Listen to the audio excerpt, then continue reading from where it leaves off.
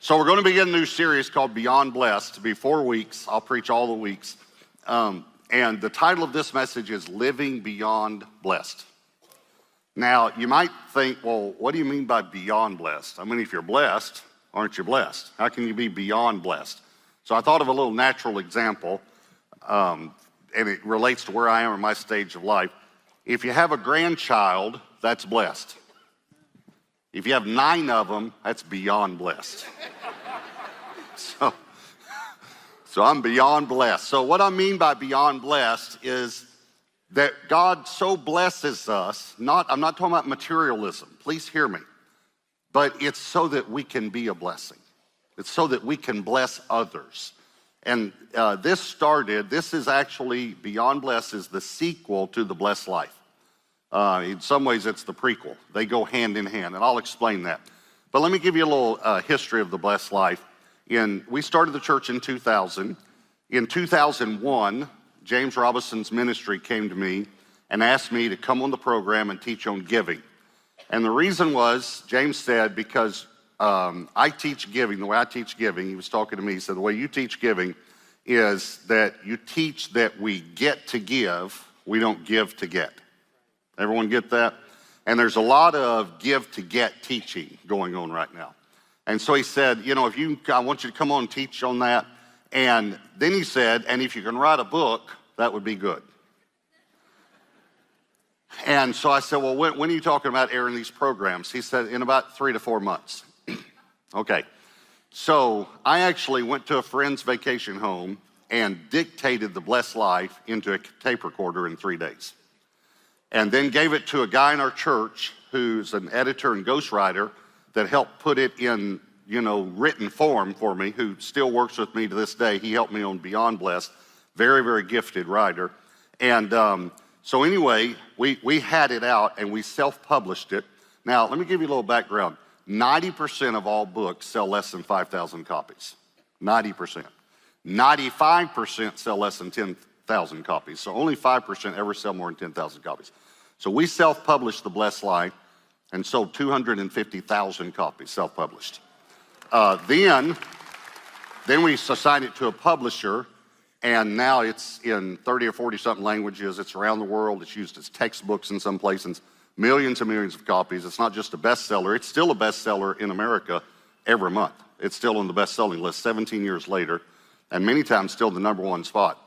And it's an international bestseller now. Just so you know also, most people know this, but I believe in giving the first to God. I believe the Bible teaches that. We'll talk about that a little bit. And when I laid my hands on the manuscript for The Blessed Life, I felt like the Lord said, will you give this one to me? And so I gave that book to Gateway Church. Gateway Church owns The Blessed Life. Now this is something that's so amazing about this. Debbie and I have never taken a dime from it. This is going to shock you what I'm about to say. And I wondered whether I should say it or not because it is a big number, but I just want to let you know how God's used the book. Gateway Church, it brings in about $500,000 a year. That one book to the church. So it's unbelievable what God's done with the book. And I believe it has helped spark a movement of generosity in the kingdom of God. And many pastors would agree with that. But right after I wrote the book, I started getting a lot of emails and questions, and people would say something like this, Pastor Robert, I'm giving, but I'm still in debt. And for me, I didn't understand that. Because giving is only one part of being blessed. And it's almost like saying, when you talk about grooming, you need to brush your teeth and wash your hair and use deodorant and, all sorts of things for grooming. But it was almost like someone was saying to me, I comb my hair, but I still stink. Well, there's more to it than simply running a comb through your hair, So giving is very important, generosity. But there's a huge second component, and that's what we're going to talk about in Beyond Blessed, and it's stewardship. Now, please hear me. Stewardship is not a bad word. It's not a bad word. Many times we have a bad connotation of it because a church will say, we're going to do a stewardship campaign. It means we're going to raise money for something. Or I'm going to bring my annual stewardship message. Means he's going to preach on money, you know. But stewardship has to do with every area of your life. So let me explain to you about living beyond blessed. Let me tell you point number one. Point number one is it takes two legs. It takes two legs. Here's what I mean by that. I didn't name the blessed life. I didn't name it the blessed wallet. I didn't name it the blessed checkbook. I named it the blessed life. And a life walks on two legs. If you're going to get somewhere, you got to be able to move forward by moving one at a time. Even Nick, who was here last Sunday night, you saw him on the table moving his hips, moving from side to side, just moving right, left, right, left. All right, so it's the same thing with being blessed. The two legs are generosity, which I covered in the blessed life, and stewardship. Let me say it this way. If you are generous, but you're not a good steward, God will never open the windows of heaven over you. Here's the reason why. Because you won't manage it right. He can never give you a lot of resources because you don't understand stewardship. You're not managing. You won't manage them. And so it'll get wasted. On the other hand, if you're a good steward, but you're not generous, by the way, we call that tight. Go ahead and nudge. Okay. Then why would God bless you either? Now, please hear me. Because his purpose is to get the resources to the people who need it. See, think about the need. All the people who need food, water, the gospel preached, churches built, missionaries sent, all the need. Over here, all the supply and demand would be God. God owns everything. He owns everything. He owns everything in the world. And out of the world, for that matter. He owns Mars. You know, he'll be at Mars when Elon Musk gets there. So he owns everything, okay? So God owns it all. Here's God. Here are all the resources, right? All of them. All of them. God has it all. Here's all the need. What's in between? You are. Because God channels, directs, funnels his resources through his children. So he's trying to get it over there, so he'll bless you. But if it doesn't get over there, please hear me, he's going to move on to someone else. He's going to find someone who will be a river, not a reservoir. Because he's trying to help those people who need help. So he blesses. So we can be generous, but here's what happened with the blessed life. A lot of people caught generosity, but then they did not catch stewardship or the management of their resources well. And so the blessing didn't last very long because when they got blessed more, they didn't handle it well. They didn't manage it. So this is such an important thing. It reminds me of when I was growing up, I can't even remember what it was. I just remembered the picture in my mind. I saw some cartoon character and they nailed one shoe to the floor, you know? So, I mean, if you want to just kind of get it in your mind there, you know. So this guy just did this the whole time. Everyone got it? Because I want to quit doing that. All right. That's what a lot of Christians are like. They're either generous and they just keep going in circles, or they're tight and they just keep going in circles. But you have to have both. You have to be a good steward and you have to be generous. And here's the reason why it takes both legs to be blessed. It goes all the way back to our patriarch in the faith, Abraham. Genesis 12, verse 2. I will make you a great nation. This is God talking to Abraham. I will bless you. Notice the idea of blessing a person was God's idea. God said, I want to bless you and make your name great. And here's the reason why, you shall be a blessing. I will bless you so that you can be a blessing. See, God wants his kids to be beyond blessed. We're so blessed that we get to get away. We get to help people. We get to minister to people. Again, you have to have both. You have to be generous and a good steward. Now, I got 3 kids, and Josh, James, and Lane. And James, the best way to say it was he was tight growing up. All my kids are good stewards, but let me just give you the analogy. So I told all my children when they were growing up, whatever you put in the bank, I will match. James almost broke me. He put everything in the bank.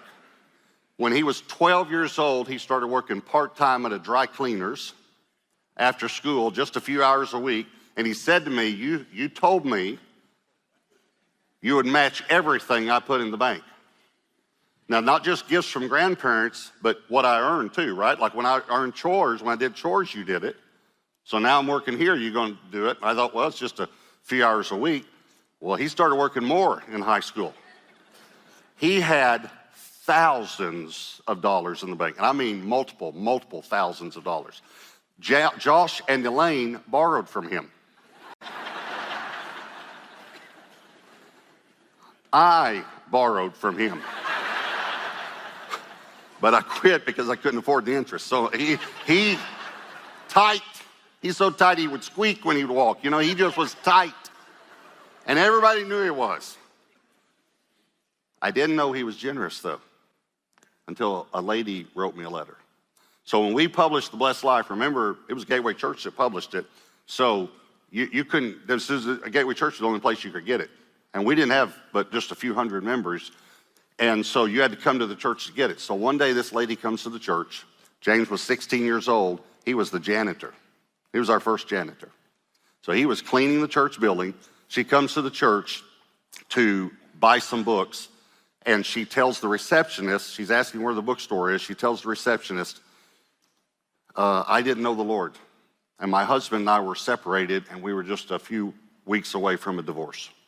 And I read The Blessed Life, and I got saved. I gave my life to Christ. And I said to my husband, I will give you anything you want in the divorce. I'll take no money at all if you'll do one thing for him, but you have to do this one thing. I want you to read this book. He read the book and got saved, and they called off the divorce. That's pretty good.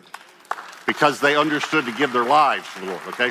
So she's telling the receptionist this. She said, and I want to buy 10 books to give them away to my friends that don't know the Lord. So the receptionist, they talk for a while, and then she tells her where the bookstore is. She goes down to the bookstore. They've already got the 10 books set out. And when she goes to pay for them, the lady at the bookstore said, it's taken care of. I would have never known this, but the lady that got these books wrote me a letter and told me. And she said, what do you mean it's taken care of? She said, well, did you see the young man that was standing behind you that was taking out the trash when you were talking to the receptionist? She said, yeah, I saw him. She said, that was Pastor Robert's son. And he came down and paid for the books for you. I've watched God bless him in supernatural ways. Supernatural ways. Why? Because he manages well what God gives him. And he's very, very generous. And he never tells anyone what he does. He just does it. So it takes two legs to live a blessed life and to live beyond blessed. Here's number two. Why talk about money? I want to answer this question. Why talk about money? Pastor, I don't think you ought to preach messages on money. And I really don't think you ought to write a book talking about it. Well, have you ever read the Bible? I don't mean that wrong. Have you ever read the Bible? It talks a lot about money. You say, well, I don't know about that. Every time someone worshiped, watch it, they brought an offering. God commanded offerings. God set up tithing. That was not thought up by a preacher, even though you might think it was. A preacher didn't think it up. God did. God put tithing in the scriptures that heaven and earth will pass away, but the word will never pass away. It's pretty amazing. So God did this. As a matter of fact, Jesus talked about it so much, it probably would have upset you too. 16 out of 38 parables talk about money and possessions. So here's a good question. Was Jesus trying to get their money? Okay, before I answer that, am I trying to get your money? I mean, let's just come straight out and answer the question. Am I trying to get your money? Now, I never want to be mean, but sometimes I like to say things straightforward. I'm just going to say it straightforward. I don't need your money. I have never needed your money. And you might think, well, you needed it to build this church. No, I didn't, because God built this church. And you might think, well, yeah, but he used my money. No, he didn't. He used his money.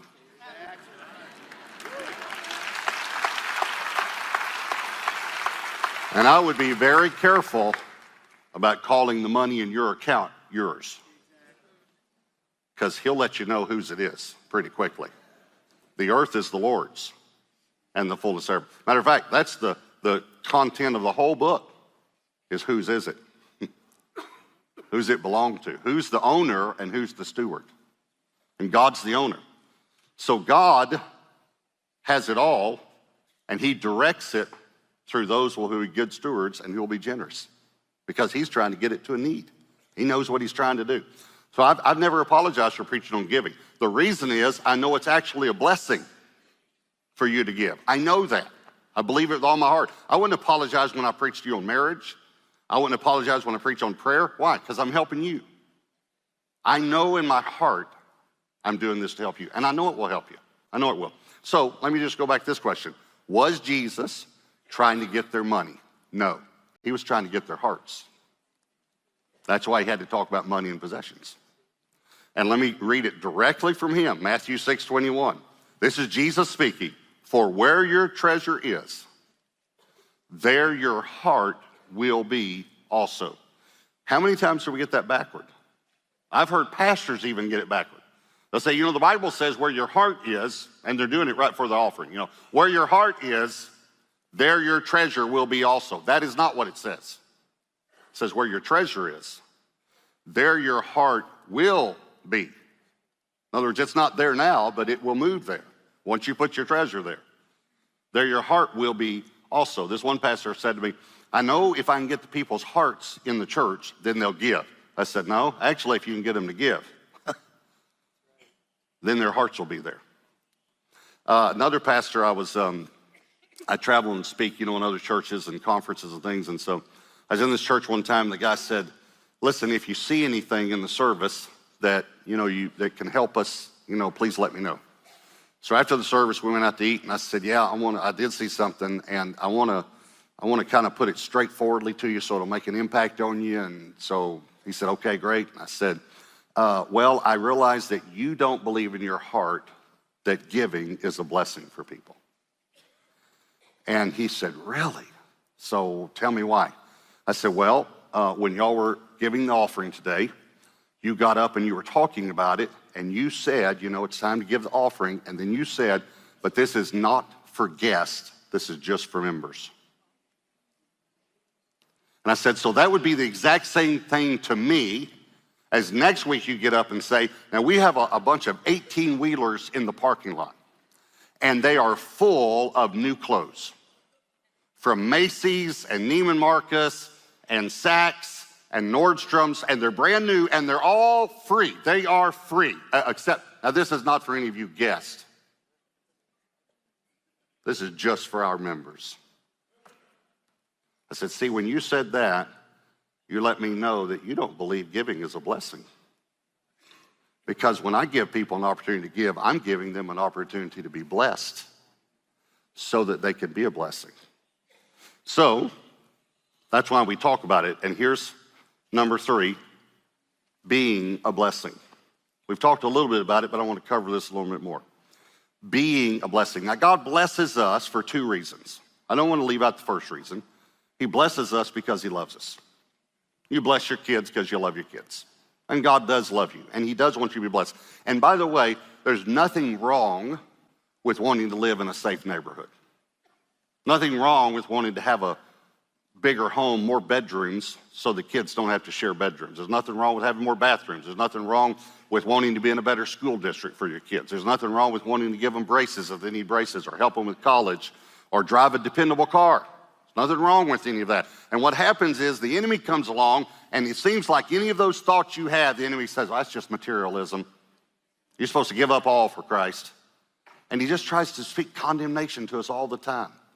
There's nothing wrong with wanting something nice for your family. That's not wrong. So God blesses us because he loves us, but he also blesses us to be a blessing.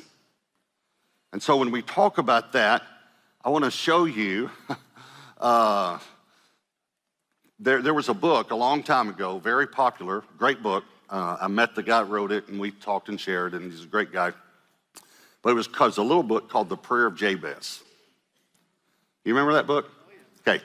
So it comes from 2 scriptures in the Bible. Great scriptures.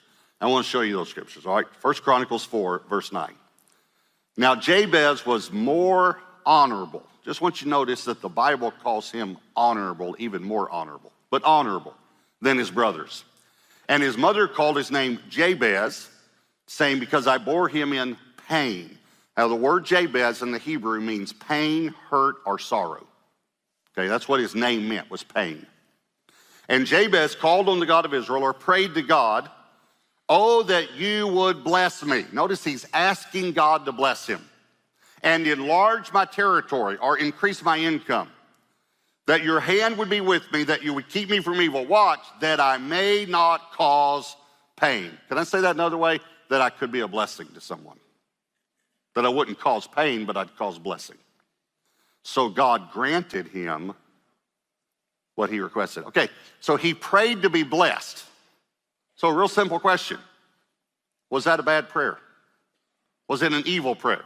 And if it was, then why would God grant it? And why would God call the man who prayed it more honorable than his brothers? So I just want you to notice, an honorable man prayed to be blessed, and God granted him. Why? So he could be a blessing.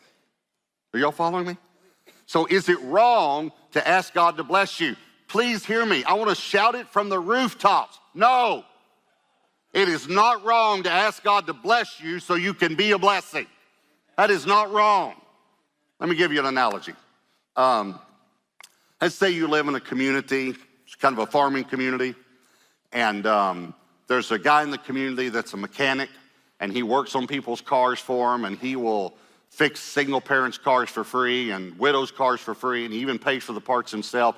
Good guy. He helps other farmers when they bring in the harvest. He brings his whole family and helps his kids and all. But they just kind of struggle to get by. He just doesn't make that much. And so the dairy farmer gives him milk, and the chicken farmer gives him eggs. And let's just, for this analogy, let's say that you own an apple orchard, and you give them apples. And then one day another family moves in, and you think, you know, I probably should help them too. And so you help them. Then another family, and the community grows. Pretty soon you're helping 5 or 6 families. And then you look at a piece of land that you have that you never planted, and you think, you know, if I clear those stones out and fertilize that soil, I could probably plant some more trees and I could help more people. So you plant the seeds, and then you pray, and you ask God to bless you. Is that wrong? Are y'all following me? It's like the enemy has so messed us up that we should never ask God to be blessed, and that if anyone even preaches on being blessed or even talks about finances, oh, that's that prosperity stuff. That's out of whack, and that guy's materialistic. It is not wrong to be a blessing. It's not wrong to steward your finances in such a way that when you see a need and God leads you, you can meet that need. Are y'all following me? That's what I'm talking about. That's what Beyond Blessed is about. Beyond Blessed is about being a blessing. Not being blessed for selfish reasons, but being a blessing. Being blessed so we can be a blessing. Let me tell you one more story that happened to me. Debbie and I have some land, you know, outside the Metroplex, and we were driving in one time, and we were going to stop and get gas on the way and go to the bathroom and all. And I started thinking about, now this is going to sound bad, but I'll explain it in a moment. I started thinking about this drink that I drink about twice a year that someone introduced me to in high school. It's just going to sound bad.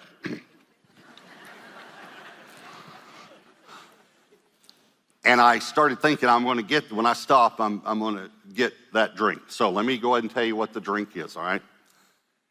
It's Dr. Pepper with peanuts in it.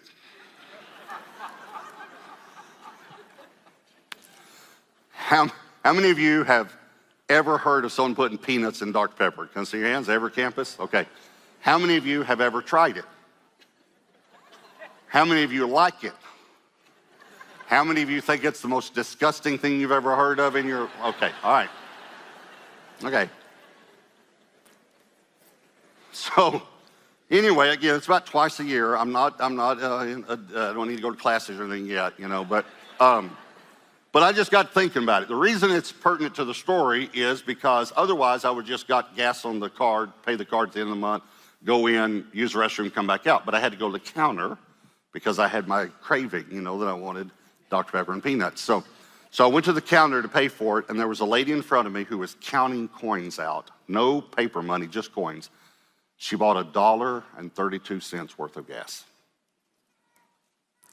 So I did what any of you would do. I know you. You'd do the same thing. I went out to the pump. She was about my age, maybe a little younger, and she had her son and daughter-in-law there, and she was buying, that was all the cash they had. And I said, I'd like to fill your car with gas. And then many of you know that I give $100 bills away when the Lord prompts me, and I said, and I want to give you a $100 bill. And the reason I do this is because I used to be very messed up. I was on drugs. God saved my life, and God prompts me every now and then to give someone a $100 bill, but you have to know that this $100 bill is to remind you that God knows where you are, that He loves you, and that He wants to change your life. This mother of these two grown young people said, she gave me a hug and she whispered in my ear, you'll never know how much they needed this right now. That is living beyond blessed. That's living beyond blessed.